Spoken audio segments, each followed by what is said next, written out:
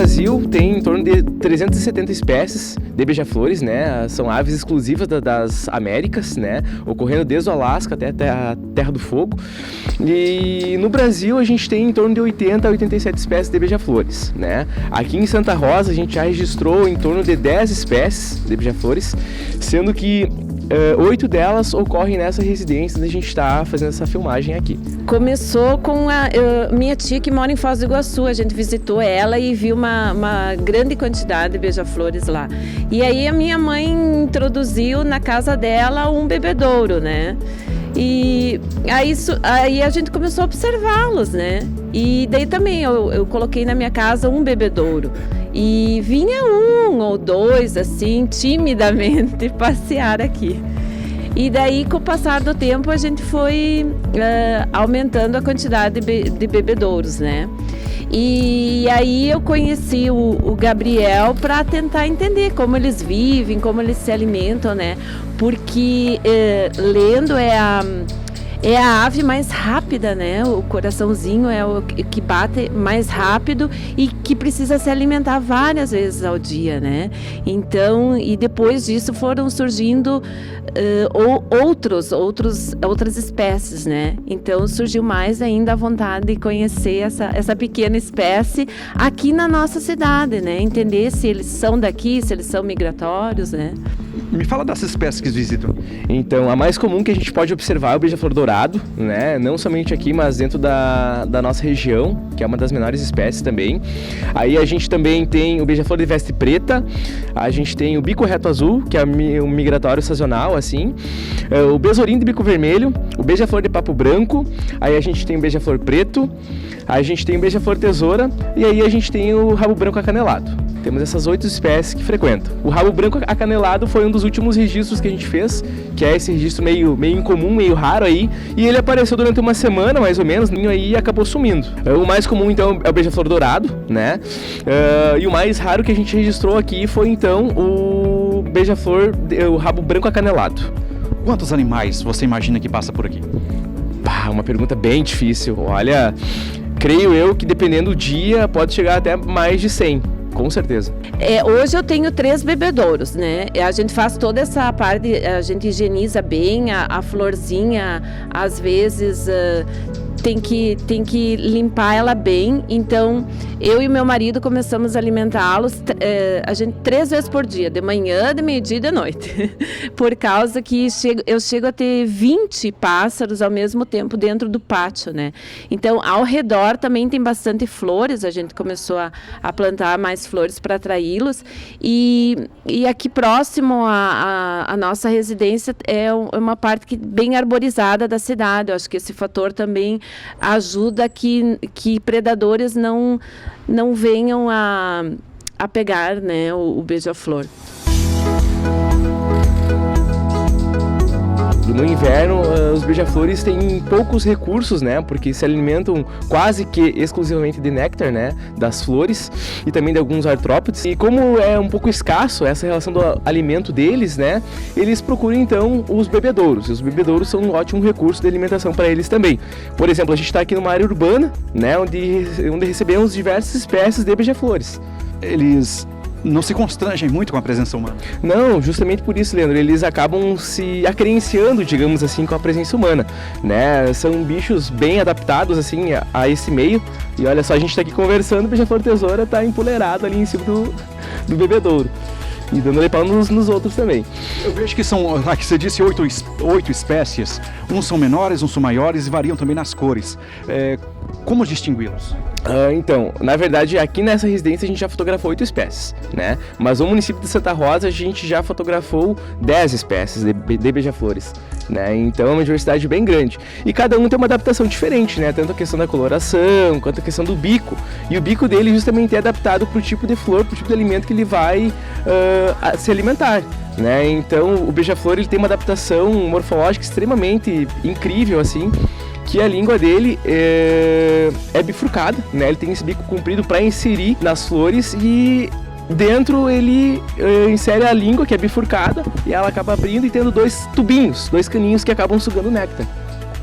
A língua dele é bem grande, só que o beija-flor não come formiga, né? Ele até pode comer algumas formiguinhas, assim, ele se alimenta não só de néctar, né? Como eu havia comentado antes, ele se alimenta de pequenas aranhas, pequenos artrópodes, porque faz parte da dieta, né? Imagina tu viver somente de açúcar, né? Então, eles possuem essa alimentação também na fase reprodutiva, né, dentro desse período reprodutivo para alimentar os filhotes, porque os filhotes precisam bastante de proteína, de vitamina, então eles acabam buscando esse outro recurso alimentar além do néctar.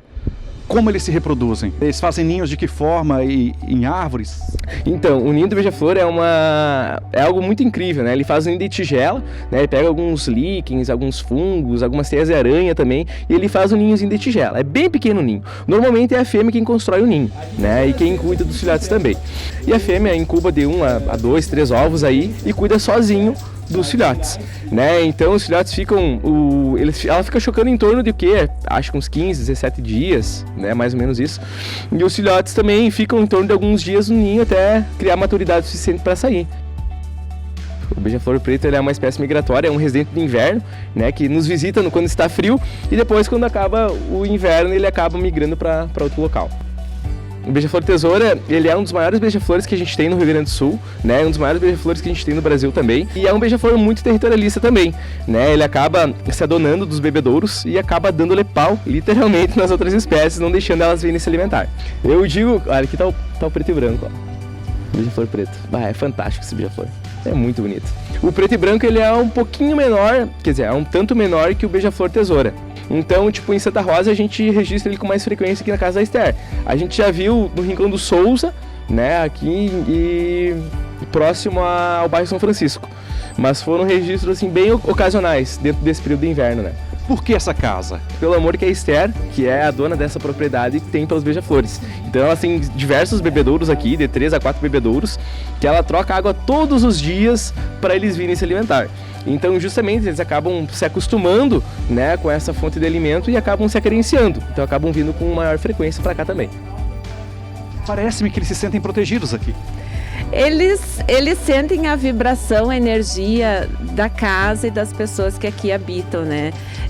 Eventualmente eu consigo pegá-los na minha mão e converso. Eu acredito que eles me conhecem a nossa família, a nossa rotina já. Eles realmente sabem o amor que eu tenho por eles e a forma com que eu cuido, com que eu alimento, né? E como você disse, eventualmente a gente acaba viajando, digamos, né? E daí não tem ninguém para alimentá-los, né? Então, depois quando a gente retorna e volta a alimentá-los, eles até demoram um pouquinho para retornar. A gente já tentou outros bebedouros, eles gostam dessa flor bem colorida e como o biólogo Gabriel explicou, o bico deles é próprio para colocar ali dentro desse caninho, né? Já tentamos outros tipos de bebedouros que vimos na internet, né? Mas esse aqui é o que eles mais gostam, acredito que pelo colorido dele, né? Quem quer ter a visita desses dóceis animais, é só colocar um vaso de água doce ou tem alguma recomendação?